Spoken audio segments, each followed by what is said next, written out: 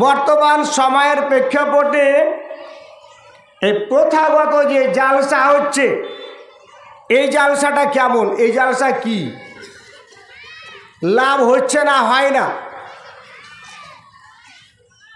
আমাদের জালসার উদ্দেশ্য কি? জালসার উদ্দেশ্য, জালসা মানে মজলিস, জালসা মানে অনুষ্ঠান, কিছু লোক নিয়ে বসা, কিছু আলোচনা করা। জালসা মানে ভিড় বা জামায়াত। দিনই জালসা, মানুষের কাছে দিনের কথা পৌঁছে দেওয়ার এই হচ্ছে লক্ষ্য, এটাই হচ্ছে জালসার মুখ্য উদ্দেশ্য। দাওয়াতের যতগুলো ওসাইল আছে, দাওয়াত যে মানুষের কাছে পৌঁছাতে হবে, তার মধ্যে একটি ওসাইল বা মাধ্যম হচ্ছে জালসা বা সভা করা। এর মাধ্যমে সাধারণভাবে বেশি বেশি লোকের কাছে দিনের সঠিক কথা পৌঁছানো যায়, এটাই হচ্ছে মূল লক্ষ্য। তার সাথে বর্তমানে যেটা জুড়ে দেওয়া হয়েছে উন্নতিকল্পে জালসা, হয়তো মাদ্রাসার উন্নতি, হয়তো মসজিদের উন্নতি। আমি বুঝতে পারি না যে মাদ্রাসার উন্নতি কি এবং মসজিদের উন্নতি কি। বিল্ডিংয়ের উন্নতি, টাকা পয়সা দিয়ে জমি জায়গা কিনবে, মসজিদের টাইলস বসবে, নকশা হবে, দোতলা তিনতলা হবে, মুসাল্লি হোক আর না হোক, জুমার দিন জমরুদ্দিন আসলেই হলো। এটাই তো লক্ষ্য আপনাদের। যতটা চেষ্টা করা হয়েছে মসজিদের উন্নতি করবে, মসজিদ বৃদ্ধি করার জন্য, মসজিদের টাইলস বসাবার জন্য, তার কিঞ্চিত পরিমাণ প্রচেষ্টা করেনি সেই কমিটি। মুসল্লি কীভাবে বৃদ্ধি হবে, নামাজি কীভাবে বাড়বে, নামাজ মানুষ পড়ে না কেন, তার কারণ উদ্ঘাটন করে সংশোধনের চেষ্টা করেনি। এ কথা সত্য, এটা অস্বীকার করা যাবে না। গ্যারেন্টি যারা মণ্ডল সর্দার মসজিদের নেতৃত্ব দেন তারা বলতে পারবেন যে মসজিদে উঠে জুমার দিন বলেছেন যারা যারা নামাজ পড়ছেন না তারা দাঁড়ান একটু, কেন আপনারা নামাজ পড়ছেন না, এ কথা বলতে পারেন না।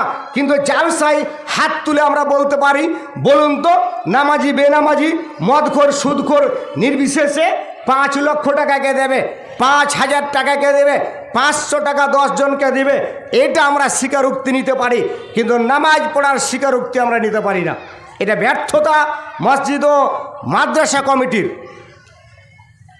আমি আপনাদের সামনে আয়াতে কারিমা পাঠ করেছি। আল্লাহ তাআলা বলছেন, কুল হাদিহি সাবিলি আদউ ইলাল্লাহি আলা বাসিরাতিন। হে মুহাম্মদ সাল্লাল্লাহু আলাইহি সাল্লাম, তুমি বলে দাও আমি মানুষকে ডাকছি আল্লাহর দিকে স্পষ্ট দলিলের ভিত্তিতে, এটা দিয়েই মানুষকে ডাকছি। আলা বাসিরাতিন, কোরআন ও সুন্নাহর ভিত্তিতে আমি ডাকছি। এবং ওয়ামানি তাবানি, যারা আমাকে রাসূল বলে মেনে নিয়েছে, বিশ্বাস করেছে, তারাও ডাকছে। আমি যেমন দাওয়াত দেব, আমাকে যারা বিশ্বাস করে নবী বলে মেনেছে তাদেরও কর্তব্য দায়িত্ব, তারাও মানুষকে দাওয়াত দেবে। প্রত্যেকের দায়িত্ব, আমার আপনার ছোট বড় নির্বিশেষে, কৃষক মজুর ধনী সকলেরই দায়িত্ব, প্রত্যেকের দায়িত্ব। যারা নবীর প্রতি বিশ্বাস করেছে তাদের দায়িত্ব হচ্ছে দাওয়াত দেওয়া।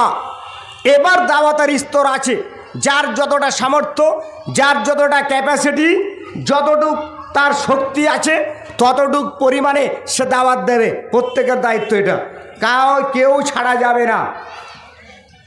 তবে দাওয়াত দিতে গেলে এলেমের দরকার, এলেম বিদ্যার দরকার, তারাই দাওয়াত দেবে। তো বিদ্যা আপনি অর্জন করবেন না, বিদ্যা তো প্রত্যেকের উপরে ফরজ। একটি হাদিস রাসূলুল্লাহ সাল্লাল্লাহু আলাইহি সাল্লাম বলেন, তলাবুল ইলমে ফরিজাতুন আলা কুল্লি মুসলিমিন, এলেম অর্জন করা প্রত্যেক মুসলমানের ফরজ। প্রত্যেক মুসলিম নারী পুরুষ নির্বিশেষে জ্ঞান অর্জন করা ফরজ।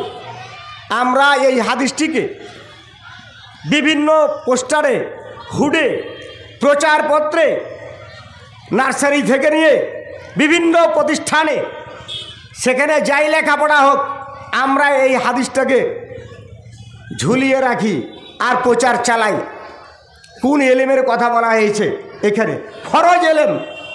আপনি যদি বলেন যে ডাক্তারি শিক্ষার কথা বলা হয়েছে, তাহলে ফরজ ডাক্তারি সবাইকে শিখতে হবে। ভালো করে বুঝবেন কথাটা। ডাক্তার সবাই হতে পারবে, কিন্তু নামাজি সবাইকে হতেই হবে। আল্লাহর উপরে বিশ্বাস, আল্লাহ সম্পর্কে এলেম, আল্লাহর প্রতি ইমানের যে এলম, এটা সবাইকেই শিখতে হবে। এটা আমার দিকে দৃষ্টি রাখবেন, আমি কি বলছি, ভুল প্রচার করবেন না। আল্লাহর সম্পর্কে যে ইলম, সেটা প্রত্যেকেই শিখতে হবে। রাসূল সম্পর্কে যে ইলম, সবাইকে শিখতে হবে।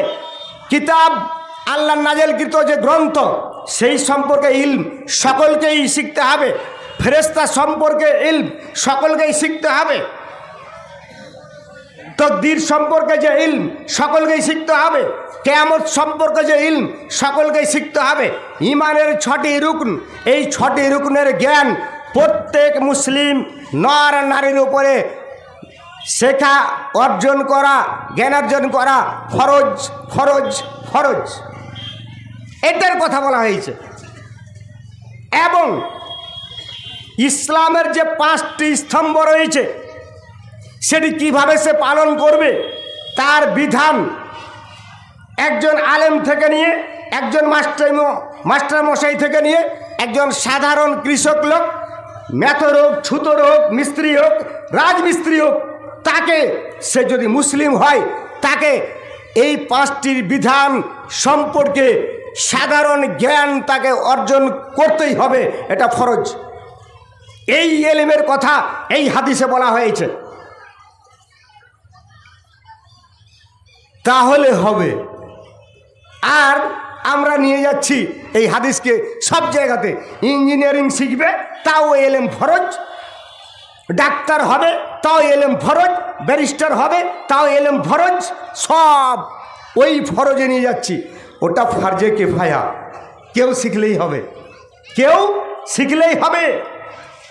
কিন্তু আপনি যখন 6, 5, 11টি বিষয়ে এলেম হাসিল করলেন, এই সম্পর্কে আপনার সামনে কেউ ভুল করলে তাকে আপনি সংশোধন করে দিবেন, এটা আপনার কর্তব্য।